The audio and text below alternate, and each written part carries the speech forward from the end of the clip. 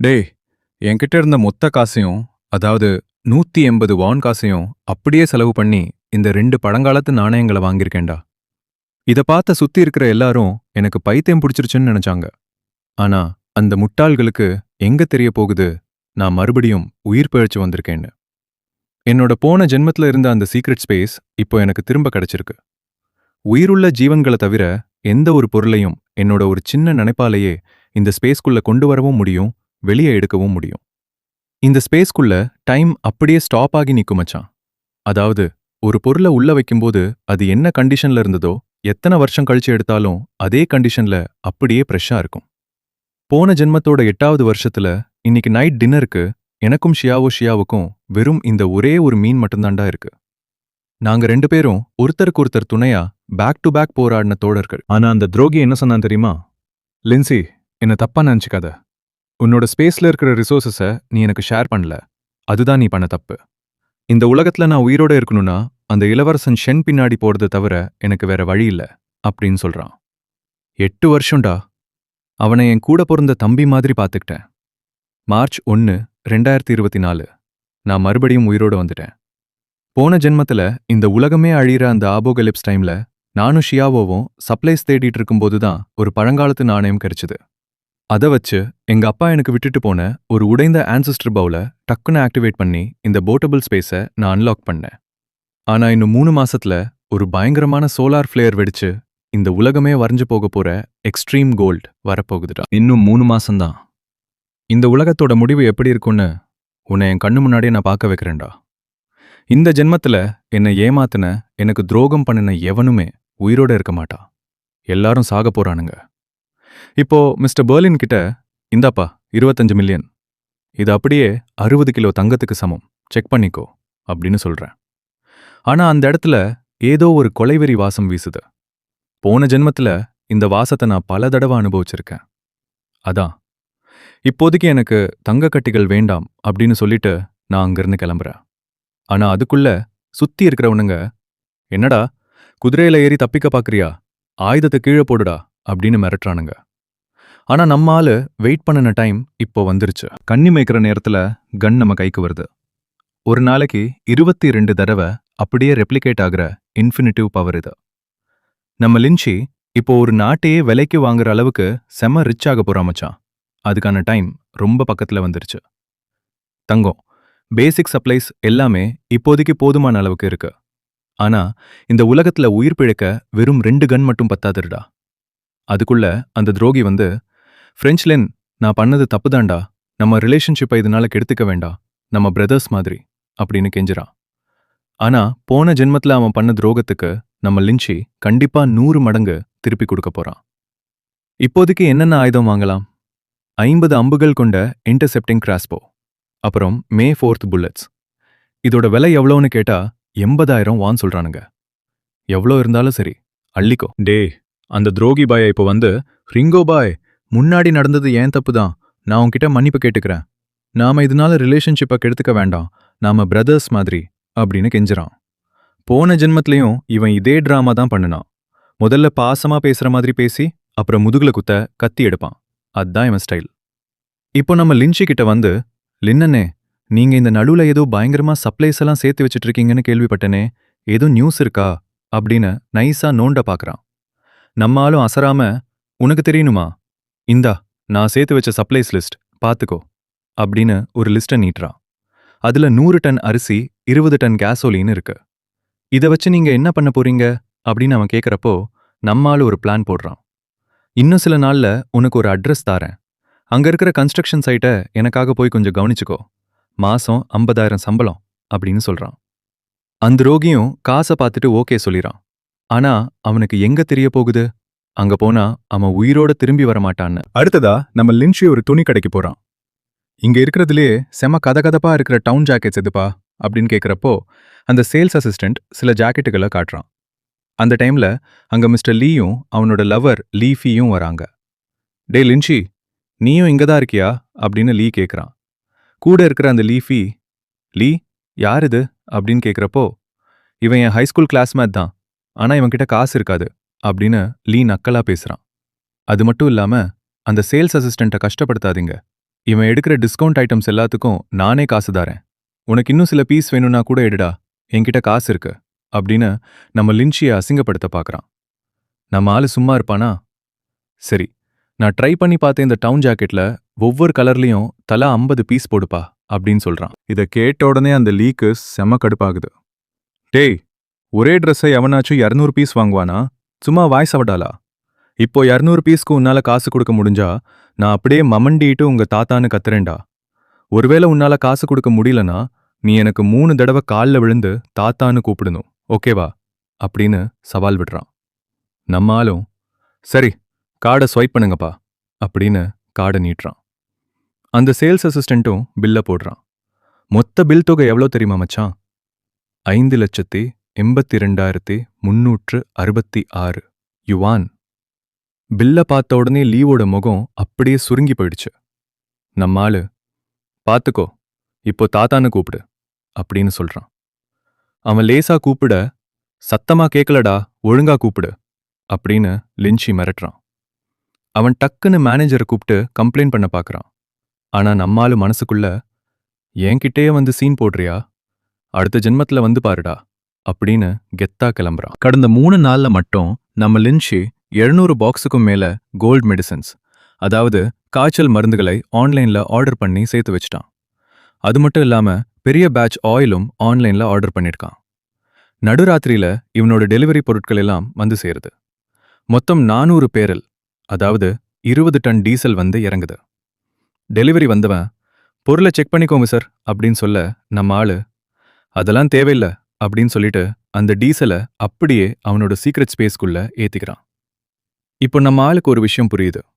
அந்த ஸ்பேஸ்ல இருக்கிற ரெப்ளிகேஷன் பவர் இப்போதைக்கு ஒர்க் ஆகல.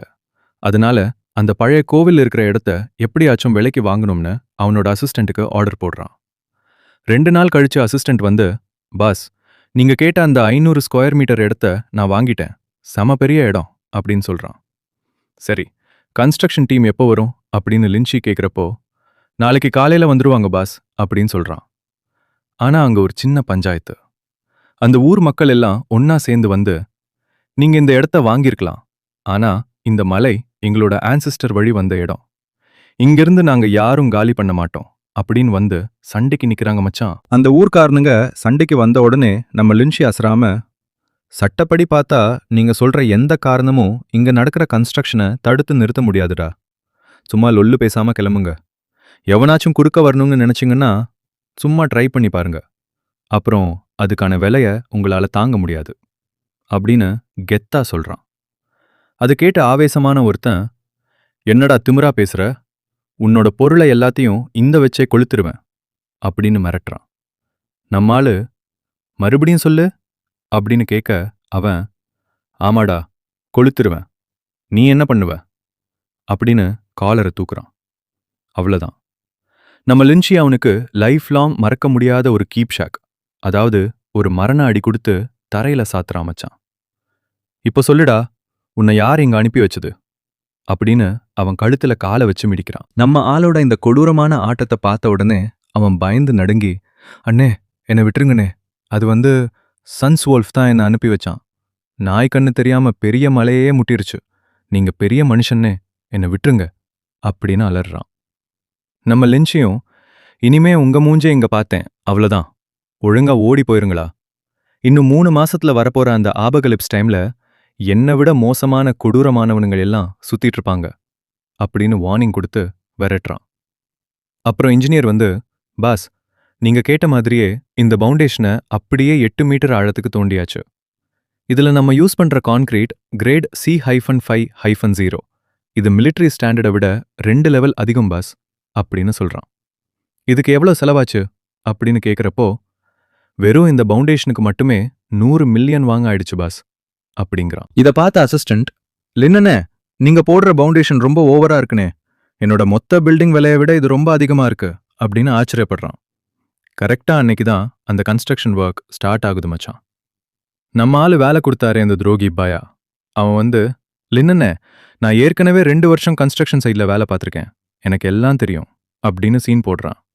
ஆனா நம்ம லின்ச்சி அங்க இருக்கிற மத்த கன்ஸ்ட்ரக்ஷன் ஆட்கள் கிட்ட, அந்த கம்பியெல்லாம் கட்டுறாங்கல்ல, அந்த டென்சிட்டியை கரெக்டா பார்த்துக்கோங்க, எங்கேயும் கஞ்சத்தனம் பண்ணிடாதீங்க, ஸ்ட்ராங்கா இருக்கணும் அப்படின்னு இன்ஸ்ட்ரக்ஷன் கொடுக்குறான். ஆனா அந்த துரோகி பையனோட மூவ்மெண்ட் ஏதோ சரியில்லடா. அவன் அங்கேயே 3 நாளா தங்கி டெய்லி சைடு முழுக்க சும்மா சுத்தி சுத்தி வரான். அவன் அங்க இருக்கிறவங்கள்ட்ட அதை கேட்கறது இதை கேட்கறதுன்னு நோண்டிக்கிட்டே இருந்து யாருக்கும் தெரியாம சீக்ரெட்டா போட்டோஸ் எடுக்கிறான் மச்சான். அதுவும் அந்த ஃபவுண்டேஷனோட ஸ்ட்ரக்சர் டயக்ராம், மெட்டீரியல்ஸ் லிஸ்ட், அப்புறம் கன்ஸ்ட்ரக்ஷன் ப்ரோக்ரஸ் ஷெட்யூல் எல்லாத்தையும் போட்டோ எடுத்துட்டு இருக்கான். இதை நோட் பண்ண நம்ம ஆளோட ஆளுங்க, பாஸ் அவன் ஏதோ போட்டோ எடுத்து யாருக்கும் அனுப்புறான், யாரையோ காண்டாக்ட் பண்றான் அப்படின்னு லின்ச்சி கிட்ட வந்து சொல்றாங்க. நம்ம லின்ச்சி ரொம்ப பக்காமா, அவன் என்ன போட்டோ எடுக்கிறான், அதை யாருக்கு அனுப்புறான்னு எல்லாத்தையும் நோட் பண்ணி வைங்க. அவன் அந்த மெசேஜை அனுப்பி முடிக்கிற வரைக்கும் வெயிட் பண்ணுங்க. எனக்கு பின்னாடி இருந்து எவன் என்ன நோட்டமிடுறான்னு நானும் பார்க்கறேன் அப்படின்னு சொல்றான். ஆனா அந்த கேப்ல அந்த துரோகி பய அங்கிருந்து எஸ்கேப் ஆகி ஓடிடுறான்டா. சர்வாண்டா சர்வேலன்ஸ் ஃபுட்டேஜையும் டெலீட் பண்ணிட்டு போயிருக்கான். நம்ம லின்ச்சி சிரிச்சுட்டே, உனக்கு நீயே ஒரு நல்ல கல்லறையை தேடிக்கிட்ட, அதுக்கு எனக்கு தேங்க்ஸ் சொல்லுடா அப்படின்னு மனசுக்குள்ள நினைச்சுக்கிறான். அந்த சன்ஸ்வொல்ஃபோட ஆளுங்க நம்ம லின்ச்சியை மிரட்டுறானுங்க. டே லின்ச்சி, நீதான் அந்த தங்க கட்டிகளை திருடுனேன்னு எங்களுக்கு நல்லா தெரியும்டா. ஒழுங்கா எங்களுக்கு ஒத்துழைப்பு கொடு, இல்லைன்னா செத்துருவ அப்படின்னு சொல்றானுங்க. நம்ம ஆளு, யாருடா நீங்க அப்படின்னு ரொம்ப கூலா கேட்குறான். கரெக்டா 3 நாள் கழிச்சு நம்ம லின்ச்சி அந்த ஹாஷி வோல்ஃப் அப்படிங்கிற ஒரு பெரிய அண்டர் கிரவுண்ட் வெப்பன் டீலரை பார்க்க போறான் மச்சான். ஏன்னா வரப்போற அந்த ஆபகலிப்ஸை எதிர்கொள்ள இப்போ நம்ம ஆளு கேமை பெருசா விளையாடணும்னு முடிவு பண்ணிட்டான். அங்க இருக்கிற வெப்பன்ஸை பார்த்துட்டு, எனக்கு தேவையான எல்லாமே இந்த லிஸ்ட்ல இருக்கு அப்படின்னு ஒரு லிஸ்ட்டை நீட்டுறான். அதை பார்த்துட்டு அந்த டீலர், என்னடா இது, என்ன போர் செய்யவா போற? இதோட விலை மொத்தம் 10 மில்லியன் வான் ஆகும். பாதி டெபாசிட்டை இப்போதே அட்வான்ஸா கொடு, 3 நாள்ல வந்து பொருளை எடுத்துக்கோ. இதுல ஒரு பொருள் கம்மியா இருந்தாலும் அப்புறம் விளைவு மோசமா இருக்கும் அப்படின்னு மிரட்டுறான். அந்த டீலரே மனசுக்குள்ள, எவன்டா இந்த சின்ன பையன் இவ்ளோ வெறியா இருக்கான் அப்படின்னு மிரள்றான். நம்ம லின்ச்சி அங்கிருந்து கிளம்பின உடனே அந்த டீலரோட அசிஸ்டன்ட், பாஸ் இவன் பின்னணி என்னன்னு தெரியலையே அப்படிங்கிறான். அதுக்கு அந்த டீலர், எனக்கும் தெரியல, ஆனா இவன் மேல கை வைக்காதீங்கன்னு நான் உங்களுக்கு அட்வைஸ் பண்றேன் அப்படின்னு சொல்றான். இன்னொரு பக்கம் அந்த துரோகி ஷென்ஷின் பென் இருக்கானே, அவனோட ஆட்கள் கிட்ட, நம்ம லின்ச்சி அப்படிங்கிற அந்த மீன் கரெக்டா தூண்டில்ல வந்து மாட்டிக்கிச்சுடா, அவனை நல்லா வாட்ச் பண்ணுங்க, அவனை சொந்த கையாலேயே நான் கொல்லணும் அப்படின்னு வெறியோட சொல்றான். அந்த துரோகியோட ஆளுங்க 2 பேரு நம்ம லின்ச்சியை தனியா மடக்கி, டே தம்பி, எங்ககிட்ட எந்த ட்ரிக்கும் பண்ண பார்க்காத, எங்க பாஸ் சொல்லியிருக்காரு, நீ எங்களுக்கு ஒத்துழைக்கலைன்னா உன்னை இங்கேயே முடிச்சிருவோம் அப்படின்னு மிரட்டுறானுங்க.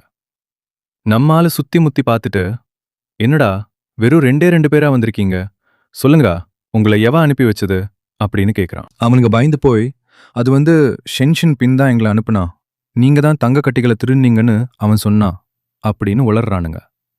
நம்ம லின்ச்சிக்கு செம கடுப்பாகுது. அந்த ஷென்ஷின் பின்னா, டே துரோகி, நீ இன்னும் உயிரோடு தான் இருக்கியாடா? உன்னோட இந்த 2 நாய்ங்களையும் நானே வச்சுக்கிறேன். உனக்கு தங்க கட்டிகள் வேணுமா? அப்போ உன்னோட உயிரை பணைய வச்சு நீயே வந்து எடுத்துக்கோடா. லின்ச்சி இன்னும் எத்தனை நாளைக்கு தான் குதிக்கிறான்னு நானும் பார்க்கறேன் அப்படின்னு சவால் விடுறான். அப்புறம் 3 நாள் கழிச்சு அந்த வெப்பன் டீலர் கிட்ட போறான். அவன், நீ கேட்ட எல்லாமே இங்க இருக்கு, மீதி பேமெண்ட் எங்க அப்படின்னு கேட்குறான். நம்ம ஆளு 10 தங்க கட்டிகளை எடுத்து கொடுக்குறான். ஆனா அந்த டீலர் அதை செக் பண்ணிட்டு, டே இது டூப்ளிகேட் தங்கண்டா, என்கிட்டே டூப்ளிகேட் தங்கத்தை கொடுத்து ஏமாத்த பார்க்கறியா? இன்னைக்கு நீ டபுள் மடங்கு காசு கொடுக்கலனா இங்கிருந்து உயிரோட போக முடியாது அப்படின்னு கத்துறான். நம்ம ஆளு ஆச்சரியமா, இதை எப்படிடா கண்டுபிடிச்சே அப்படின்னு கேட்க, அவன், நான் 20 வருஷமா இந்த ஃபீல்ட்ல இருக்கேன்டா, அசல் தங்கத்தையும் போலி தங்கத்தையும் ஒரே பார்வையில கண்டுபிடிச்சிருவேன். இந்த தங்க கட்டிகள் எல்லாத்துலயும் ஒரே டூப்ளிகேட் சீரியல் நம்பர் இருக்கு அப்படின்னு சொல்றான். சரி, மாட்டினது தெரிஞ்ச உடனே நம்ம ஆளு சீன் போடாம, இப்போ நீ கண்டுபிடிச்சிட்டல்ல, நான் இனிமே மறைக்க விரும்பல, இந்த ஆயுதங்கள் எல்லாத்தையும் நான் எடுத்துக்கிறேன், இந்த தங்க கட்டிகளும் உனக்கே இருக்கட்டும். ஆனா இன்னைக்கு இங்க நடந்த விஷயத்த அப்படியே மறந்துடு, அந்த ஷென்ஷின் பின் கிட்ட போய் என்னை தொந்தரவு பண்ண வேண்டான்னு சொல்லு, இல்லைன்னா அடுத்ததா சாக போறது அவனாத்தான் இருக்கும் அப்படின்னு வார்னிங் கொடுக்குறான். ஏன்னா ஆபகலிப்ஸ் வரத்துக்கு இன்னும் வெறும் 30 நாட்கள் தான் இருக்கு. இப்போதைக்கு நம்ம ஆளுக்கு டைம் வேஸ்ட் பண்ண விருப்பம் இல்லை மச்சான். ஆனா அந்த துரோகியோட ஆளுங்க விடாம சண்டைக்கு வரானுங்க. நம்ம லின்ச்சி அவனுங்கள சும்மா அடிச்சு தரமட்டமாக்குறான். அவனுங்கள ஒருத்தன் பயந்து போய், என்ன கொன்னாதீங்கண்ணே, எங்க அப்பா பெரிய ஆளு, நீங்க கேட்குற காசை நான் தாரேன் அப்படின்னு அலறான். அந்த துரோகியோட ஆளு பயந்து போய், நீங்க கேட்குற அம்புட்டு காசையும் தாரேன்னே அப்படின்னு அலர்ன உடனே நம்ம லின்ச்சி அவனோட நெஞ்சிலேயே மிதிச்சு, டேய் போய் உங்க அப்பங்கிட்ட சொல்லு, உங்க ஷென் குடும்பம் இன்னும் ரொம்ப நாளைக்கு இந்த உலகத்துல வாழப் போறது இல்லடா. அதனால முன்கூட்டியே டஜன் கணக்குல சவப்பெட்டிகளை ரெடி பண்ணி வச்சுக்க சொல்லு. இப்போ ஒழுங்கா இங்கிருந்து ஓடி போயிருங்கடா அப்படின்னு வெறியா கத்துறான். அவனுங்களும் பயந்து ஓடும்போது, நீ வேணா பாருடா, உன்னை கொல்லாம விட மாட்டேன், அடுத்த தடவை உன்னை சந்திக்கும்போது நீ செத்தடா அப்படின்னு பின்னாடி இருந்து சவடால் விட்டுட்டு ஓடுறானுங்க. அவனுங்க போன உடனே நம்ம ஆளு அவன்கிட்ட இருக்கிற தங்க கட்டிகளை வச்சு அந்த சீக்ரெட் ஸ்பேஸை ஒரு நாளைக்கு 22 தடவை அப்படியே ரெப்ளிகேட் பண்ணி பயங்கரமா அப்கிரேட் பண்றான் மச்சான். ஆனா நம்ம தலைவனுக்கு இது இன்னமும் பத்தல. அவனுக்கு இன்னும் பெரிய ஸ்பேஸ் வேணும். ஏன்னா ஆபகலிப்ஸ் வர்றதுக்கு இன்னும் வெறும் 35 நாட்கள் தான் இருக்கு.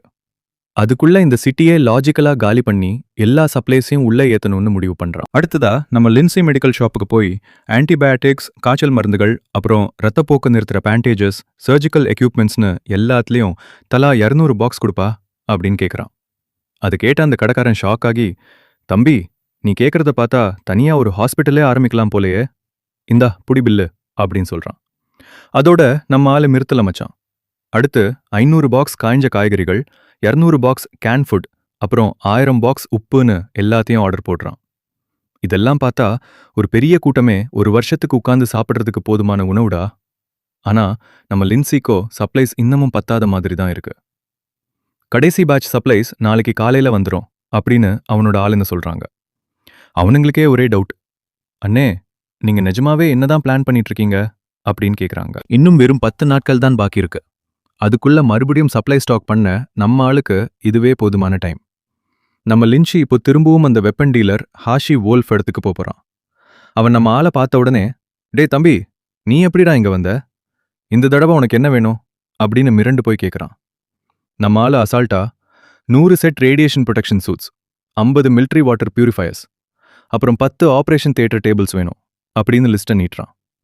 அதை பார்த்துட்டு அவன், நீ நிஜமாவே ஒரு ஹாஸ்பிட்டல் தான் திறக்க போறேன்னு நினைக்கிறேன் அப்படின்னு சொல்லிட்டு அவனோட ஆட்கள்கிட்ட டக்குன்னு குடான்ல இருந்து எல்லா பொருளையும் எடுத்துட்டு வர சொல்றான். தம்பி நீ கேட்ட எல்லா குட்ஸும் இங்க இருக்கு. இன்னமும் என் மேல உனக்கு நம்பிக்கை வரலையா? இந்தா லாஸ்ட் பேமெண்ட்.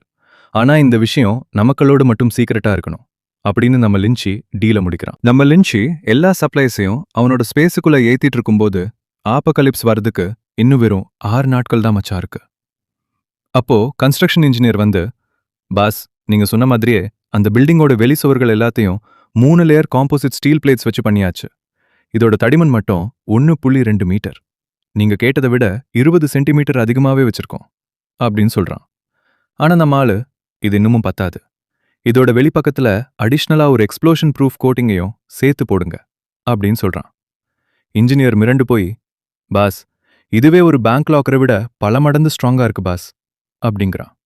நம்மாளு, எவ்வளவு செலவானாலும் பரவாயில்ல, காசு ஒரு மேட்டரே இல்லை. ஒருவேளை இங்க நியூக்ளியர் பாம்பு வந்து விழுந்தா கூட இது உடையக்கூடாது, எனக்கு அப்படி ஒரு பில்டிங் வேணும் அப்படின்னு சொல்றான். அது மட்டும் இல்லாம வென்டிலேஷன் ஏர் வர இடத்துல 3 லேயர் ஃபில்டர் ஸ்கிரீன்ஸ், அப்புறம் டஸ்ட் அண்ட் ரேடியேஷன் ப்ரொடெக்ஷன் லேயர்ஸ்னு எல்லாத்தையும் பக்காவா செட் பண்ண சொல்றான்.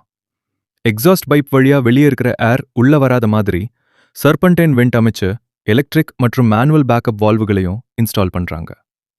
எல்லாம் முடிஞ்ச உடனே அங்க இருக்கிற அந்த கிணற்றோட ஆழத்தை நம்ம லின்ச்சி செக் பண்றான். இன்ஜினியர் அந்த கிணற்றோட ஆழம் 35 மீட்டர்னு சொன்ன உடனே நம்ம லின்ச்சி, இது இன்னமும் பத்தாது, இதிலிருந்து இன்னும் ஒரு 50 மீட்டர் ஆழத்துக்கு கீழே தோண்டுங்க, அந்த கிணற்றோட சுவர்கள்ல இன்சுலேஷன் லேயர்ஸை இன்ஸ்டால் பண்ணுங்க, கிணற்றோட வாயை மொத்தமா சீல் பண்ணிட்டு வெறும் வாட்டர் பைப்பை மட்டும் வெளியே விடுங்க, அது போக மேனுவல் மற்றும் எலக்ட்ரிக் ப்ரெஷரைஸ் பம்புகளையும் ரெடியா வச்சுக்கோங்க அப்படின்னு ஆர்டர் போடுறான்.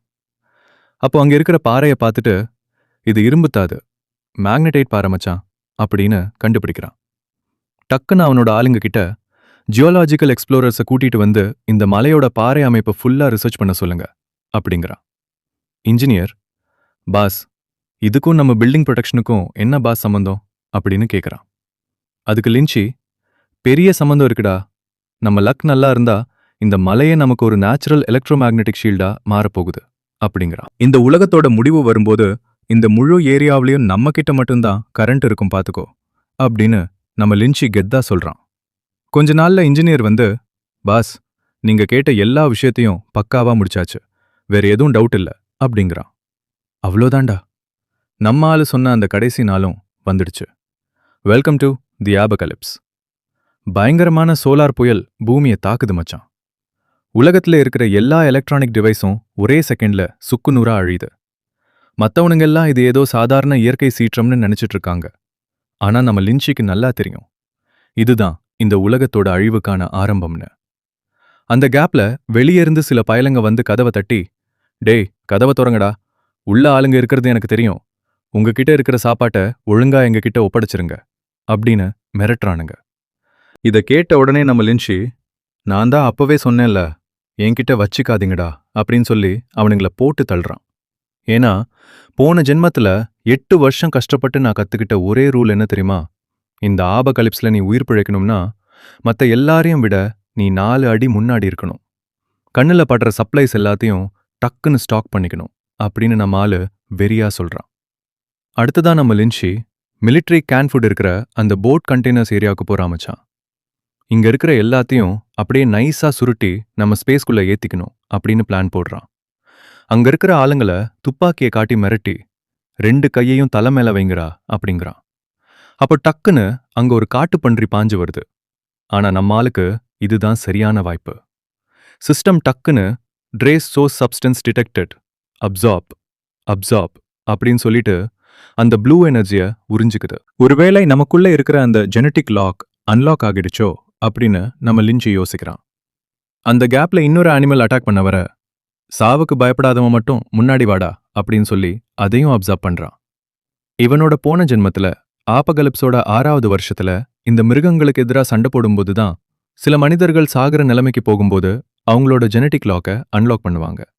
அப்படி பண்ணுனா அவங்களுக்கு சூப்பர் காம்பாக்ட் பவர்ஸும் கம்ப்யூட்டிங் பவர்ஸும் கிடைக்கும் மச்சான். ஆனா இந்த ஜென்மத்துல அந்த ஜெனட்டிக் லாக் டைம்க்கு முன்னாடியே ஓபன் ஆகிடுச்சு. அப்போ அந்த வைரஸ் சீக்கிரமாவே வந்துடுமா? அவனை எனக்காக தேடி கண்டுபிடிங்கடா அப்படின்னு லின்ச்சி சொல்றான்.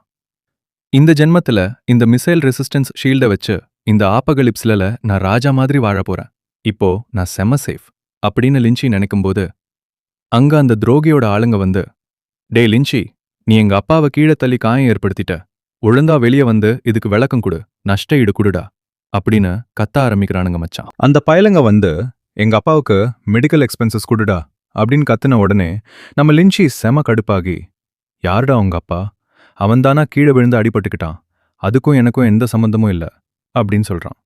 அதுக்கு அவனுங்க, நீ சும்மா பொய் சொல்லாதடா, நீ அவனை தொட்டத என் சொந்த கண்ணால பார்த்தேன், நீ இப்போ ஒழுங்கா விளக்கம் கொடுக்கல, நாங்க இங்கிருந்து போகவே மாட்டோம் அப்படின்னு வம்பு பண்றானுங்க.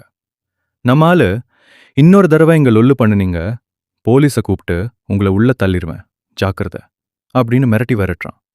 அப்ப நம்ம லின்ச்சி யோசிக்கிறான், அன்னைக்கு அந்த காட்டுல ஒரு நாய் இவனை சீக்கிரட்டா நோட்டமிட்டது இவன் ஞாபகத்துக்கு வருது.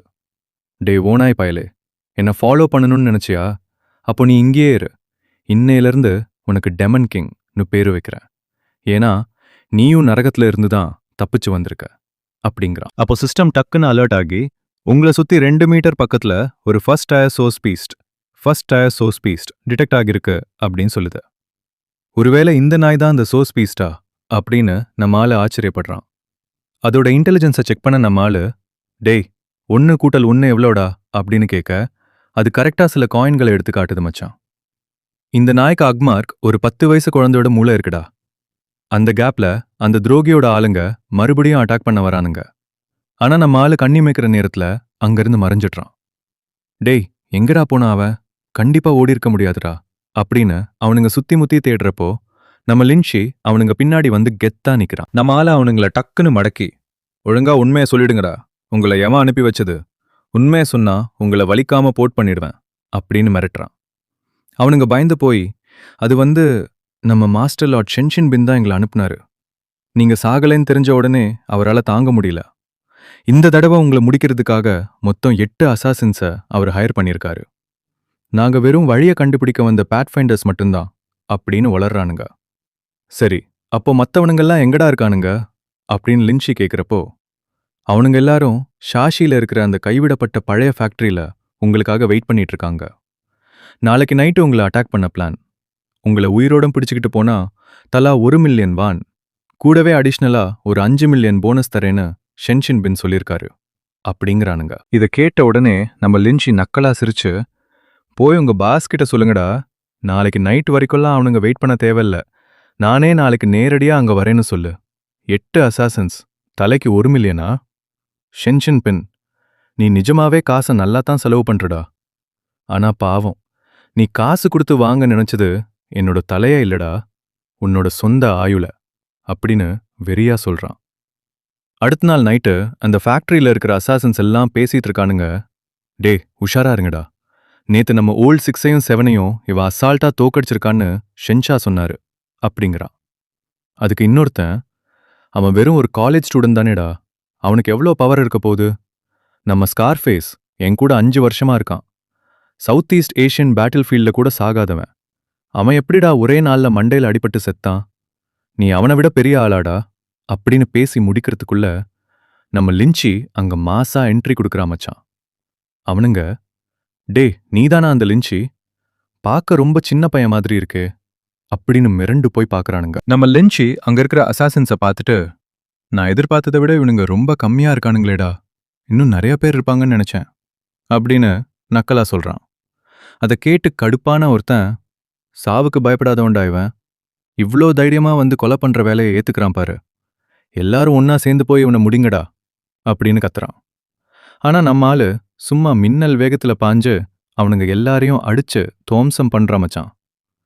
அடி வாங்கின ஒருத்தன், முடிஞ்சா என்னை கொன்னுடுறா, நான் முகத்தை சுழிச்சா கூட நான் உண்மையான வீரன் கிடையாது அப்படிங்கிறான். நம்ம லின்ச்சி அவனை பார்த்து சிரிச்சுட்டு, நான் உன்னை இப்போதைக்கு கொல்ல மாட்டேன், ஒழுங்கா ஓடி போய் அந்த ஷென்ஷன் பின் கிட்ட சொல்லு, அடுத்த தடவை நான் வர்றப்போ அவனோட உயிரைத்தான் எடுப்பேன்னு அப்படின்னு கெத்தா சொல்றான்.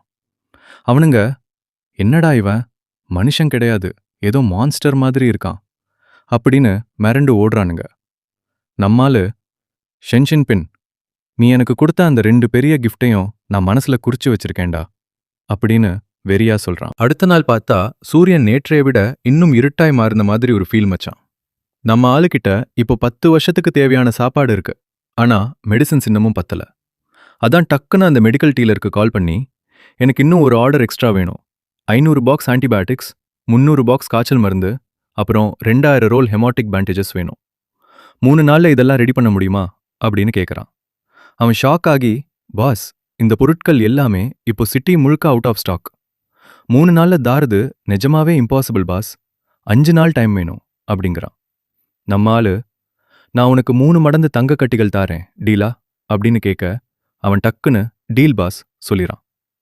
நம்ம லின்ச்சி மனசுக்குள்ள, போன ஜென்மத்து கணக்குகளை இப்போ கரெக்டா செட்டில் பண்ற டைம் வந்துருச்சு அப்படின்னு நினைச்சுக்கிறான். அப்போ அந்த துரோகி பய ஓடி வந்து நம்ம ஆளோட காலில் விழுந்து, லின் அண்ணே, நான் பண்ணது தப்பு தான், நான் உனக்கு துரோகம் பண்ணியிருக்க கூடாது, ப்ளீஸ் அண்ணே, என் உயிரை மட்டும் விட்டுருங்க அப்படின்னு கெஞ்சுறான்.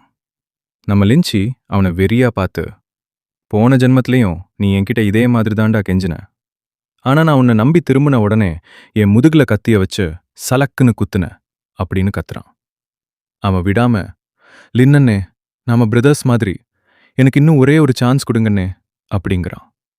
டேய், போன ஜென்மத்தோட அந்த கடைசி 8 வருஷத்துல உன்னை எத்தனை தடவைடா நான் காப்பாத்திருக்கேன், ஞாபகம் இருக்காடா அப்படின்னு கேட்க அவன், ஞாபகம் இருக்கு லின்னண்ணே, நான் நிஜமாவே உங்களுக்கு நன்றியோட இருப்பேன் அப்படிங்கிறான்.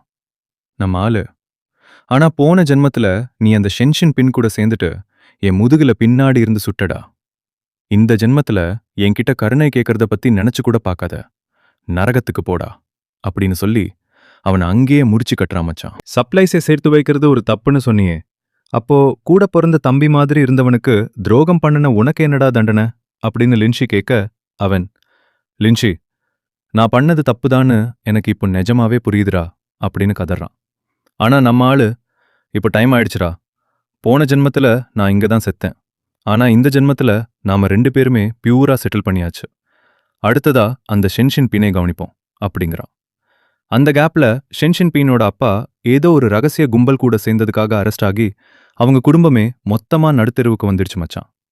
ஷென்ஷன் பீன் நம்ம ஆளை பார்த்து, எல்லாம் உன்னால தாண்டா லின்ச்சி, நீ இங்க ஒளிஞ்சிட்டு இருந்தா உன்னை கண்டுபிடிக்க முடியாதுன்னு நினைச்சியா, உன்னால என்ன ஒன்னும் பண்ண முடியாதுடா, எங்க அப்பா உன்னை சும்மா விடமாட்டாரு அப்படின்னு மிரட்டுறான்.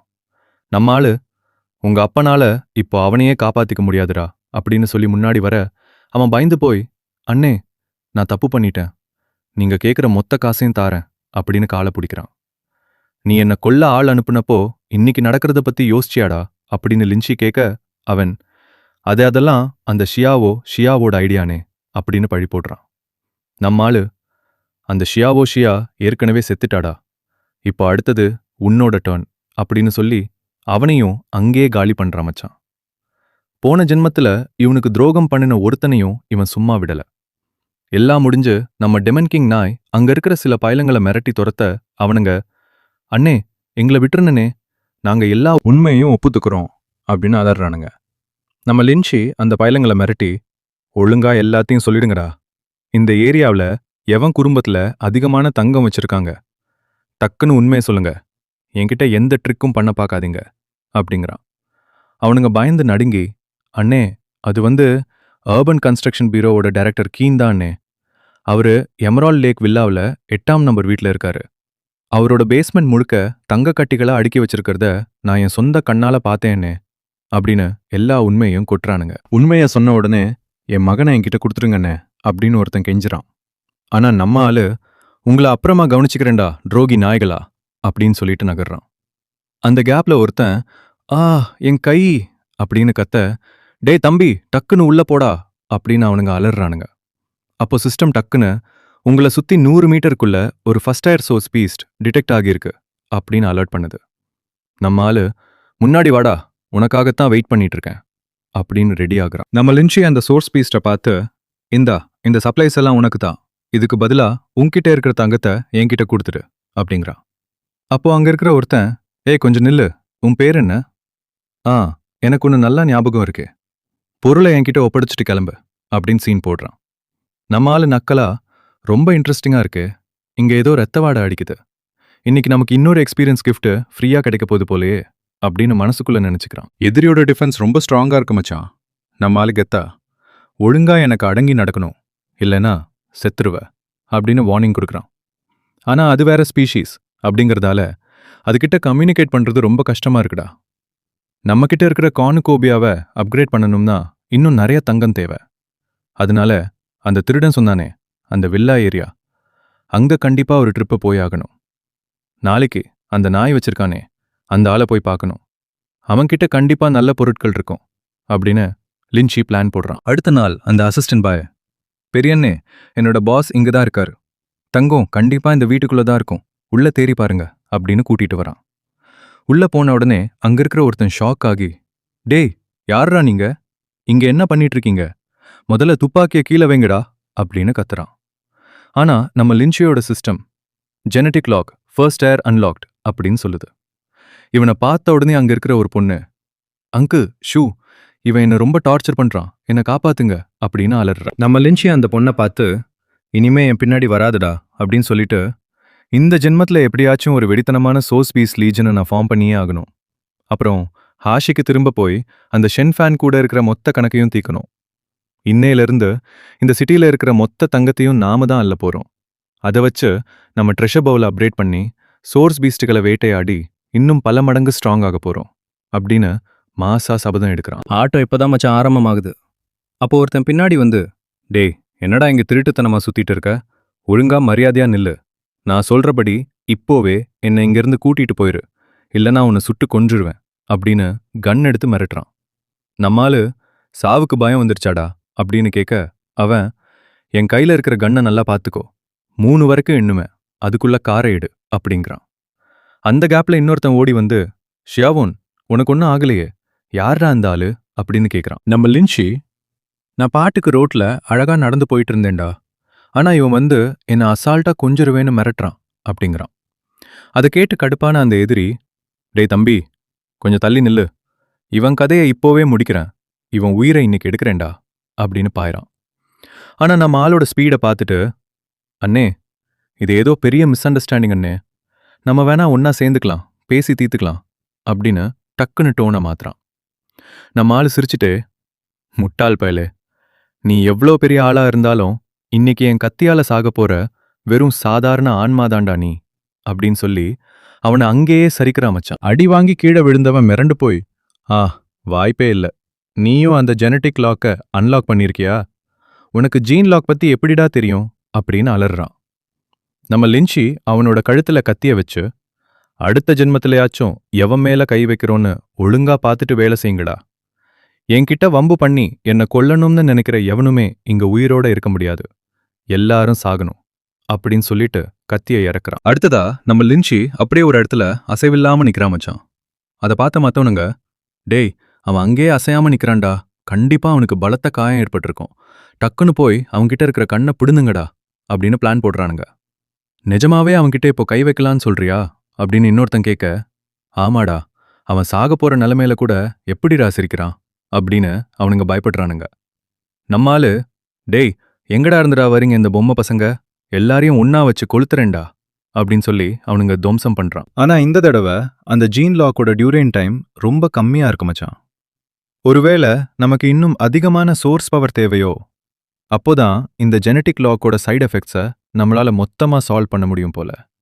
அதுக்கு முன்னாடி இவளுக்கு பின்னாடி இருந்து எவன் இதையெல்லாம் இயக்குறான்னு ஃபர்ஸ்ட் கண்டுபிடிக்கணும் அப்படின்னு லின்ச்சி யோசிக்கிறான். அப்புறம் அவனோட ஆளுங்க கிட்ட, நல்ல வேலை பாத்தீங்க, கிளம்பலாம், இவளை டக்குன்னு எழுப்புங்கடா அப்படிங்கிறான். அந்த பொண்ணு முழிச்சிட்டு கத்த ஆரம்பிக்க, ஒழுங்கா வாய மூடு, மீ இன்னும் சத்தம் போட்டீங்க, இந்த டெமன் கிங் ஓனாய வச்சு உன்னை இப்போவே கடிச்சு குதிரை வச்சிருவேன், ஜாக்கிரதை அப்படின்னு மிரட்டுறான். நான் தான் உன்னை கொல்ல மாட்டேன்னு சொல்லிட்டேன்ல, நான் கேட்குற கேள்விக்கு மட்டும் ஒழுங்கா ஆன்சர் பண்ண. நீ எனக்கு கோஆப்ரேட் பண்ணல, இந்த டெமன் கிங் உன்னோட சதைய ஒவ்வொரு துண்டா கடிச்சு திங்க போகுது அப்படிங்கிறான். அவ பயந்து நடுங்கி, ஐயோ அண்ணே, நான் எல்லாத்துக்கும் கோஆப்ரேட் பண்றேன், ப்ளீஸ் என்னை கொன்றாதீங்க அப்படின்னு அழுகிறான். நம்ம லின்ச்சி, ஒழுங்கா சொல்லு, உங்க அப்பா யாருடா அப்படின்னு கேட்க, அவ எங்க அப்பா ஷாஷி ஆர்மியில ஒரு மேஜர் ஜெனரல் அண்ணே அப்படின்னு சொல்றா. அதை கேட்ட நம்ம லின்ச்சி, என்னது, ஷாஷி ஆர்மியோட மேஜர் ஜெனரலா? ஆனா அவரோட சர்நேம் கூட இது இல்லையேடா அப்படின்னு ஷாக் ஆகுறா மச்சான். அடுத்த அதிரடி திருப்பம் என்ன ஆக போகுதுன்னு அடுத்த பாட்டுல பார்ப்போம்.